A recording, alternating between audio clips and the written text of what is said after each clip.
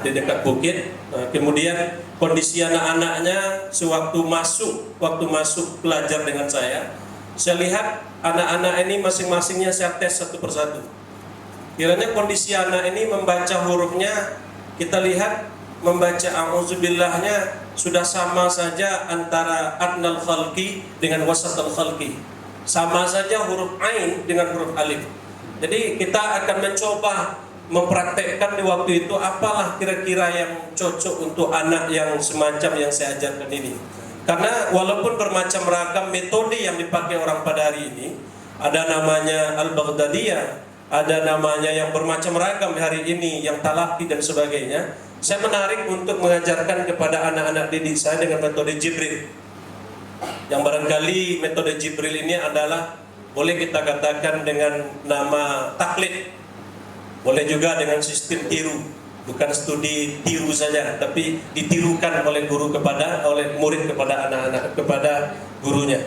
Nah, metode Jibril ini saya pakai tahapan demi tahapan atau fasenya. Yang pertama adalah pertama sekali dengan tahap tahqiq. Jadi tahap tahqiq ini kita lihat jumhur para ulama, dia melihat ada tingkatan-tingkatan dalam metode pengajaran itu dalam Al-Quran. Muratibul Quran itu ada 4 tingkatan. Yang kita lihat, yang pertama disebut dengan tahqiq, yang kedua adalah dengan tartil, yang ketiga adalah dengan tadwir, yang ketiga anhat arab. Kemudian yang pada metode ini yang disebut dengan tahqiq ini, kita melihat anak-anak ini cara mengucapkan huruf itu secara artikulasi, secara pelafasan huruf perlu ditekankan kepada anak-anak. Bagaimana cara melafazkan huruf-huruf halak itu, huruf halqi yang kita sebut dengan huruf ishar itu. Karena kita coba, anak-anak paling sulit dia mengucapkan kalimat itu. Itu langkah awal yang saya tempuh. Akhirnya walaupun anak-anak yang kelas 3 ini sudah mampu dia untuk baca Al-Quran, tapi ketika dia melafalkan huruf, kadangkala sama saja huruf A dengan huruf A, sama saja dengan huruf sin dengan sa, sama saja mereka ucapkan. Maka kita tempuh jalan tahap pertama ini dengan tahqiq. Tahqiq ini kita suruh, kalau kita contohkan, praktekkan, saya seperti ini mengajar. Pertama adalah saya suruh anak-anak itu untuk melafalkan apa yang saya lafalkan. Karena metode kita Jibril.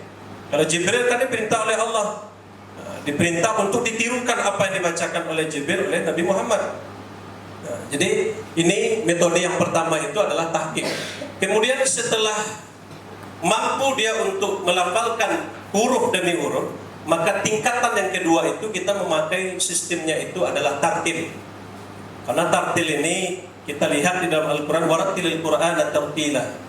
Membaca Al-Quran ini, kata jumhur para ulama, yang sangat utama itu adalah dengan tartil. Tapi sebelum menuju kepada tartil, kita memakai dalam sistem tahqiq terlebih dahulu. Nah, kita lanjut berikutnya. Nah, inilah metode saya, Bapak Ibu yang berbahagia. Saya ketika menampilkan anak-anak itu sebelum membaca, saya buatkan di depan tulisan Arab. Kemudian masing-masingnya itu kita lihat huruf demi huruf. Karena sistemnya tahqiq. Satu berhuruf, huruf A, huruf H, huruf Kha kita ucapkan, walaupun itu sudah tertata dengan kalimat-kalimatnya. Anak-anak ini kita lakukan demikian. Lanjut. Kemudian ini mengukur tingkat keberhasilan dalam sesuatu pelajaran itu, kita memakai metode ada evaluasi pembelajaran.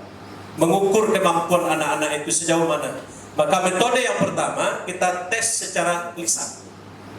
Ada yang secara tulisan, ada yang secara lisan. Tapi yang saya tempuh yang pertama tes secara lisan. Bagaimana secara lisan? Setelah anak-anak itu mau pulang, syarat pulang itu apa yang kita ajarkan tadi betul menangkap tak sama anak itu, betul melengket tak sama anak itu. Kalau melengket, siapa yang bagus bacanya, dia yang dulu keluar.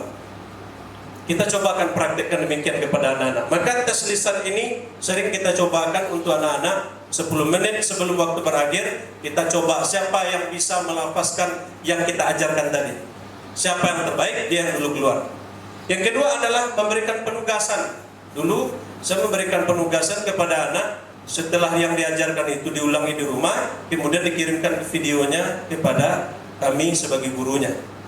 Tapi pada hari ini video itu tidak kita tampilkan karena faktornya HP itu lagi bermasalah. Jadi tidak bisa ditampilkan dia. Sebetulnya pengen kami untuk menampilkan itu. Terus ini dia, untuk memotivasi anak kita berikan reward. Reward ini dalam bentuk saya biasanya pergi berdakwah, saya sisihkan uang saya untuk memberikan reward kepada anak-anak.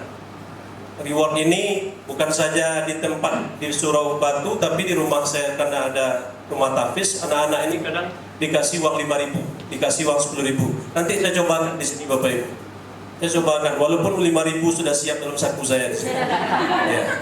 Ini reward ini untuk memicu semangat anak-anak untuk tampil ke depan. Karena anak-anak itu asal menyebut nama uang, telingonya tagak. Tapi kalau disebut hukuman dalam punishment, anak-anak itu langsung dia kadang-kala layu, tak bersemangat. Tapi tetap kita berikan ini Bapak Ibu untuk memotivasi anak. Karena punishment ini tujuannya adalah untuk memberikan efek jerah. Apa punishment yang saya lakukan terhadap anak-anak yang mungkin melakukan pelanggaran, yang mereka mungkin tak memperhatikan pelajaran? Saya coba untuk anak itu tidak melakukan dalam bentuk kekerasan, tapi kita memakai warka'u wasjudu, rukuk dan sujud. Tapi kita coba anak-anak ini untuk rukuk. Saya coba anak ini untuk rukuk lebih kurang 10 menit. Jadi saya dulu pernah disuruh untuk rukuk 5 menit, pas berdiri memang sakit pinggang ini Bapak Ibu. Jadi memang anak-anak ini saya suruh rukuk, kemudian anak-anak ini setelah saya suruh rukuk, apa yang terjadi? Besok diulang lagi atau enggak? Tak sanggup lagi Pak, sakit.